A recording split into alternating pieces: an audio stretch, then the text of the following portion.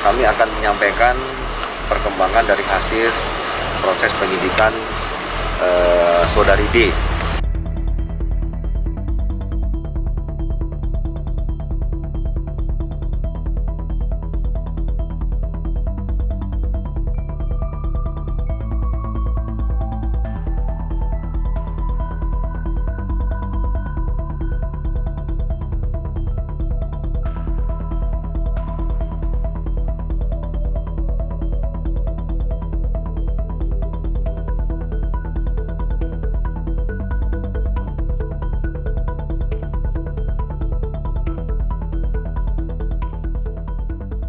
Kami akan menyampaikan perkembangan dari hasil proses penyidikan saudari D. Jadi kemarin baru saja kita melakukan pemeriksaan lanjutan.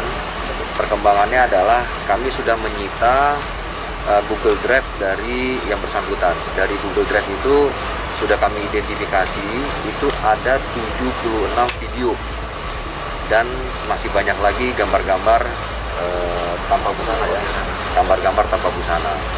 Nah, dari analisa Google Drive tersebut dan hasil pemeriksaan saudari D, kami mendapat keterangan dari yang bersangkutan bahwa video itu ada yang membeli. Sudah ada orang yang membeli video-video tersebut ya. Nah, sudah banyak yang membeli. Ini kita sedang analisa siapa saja yang membeli.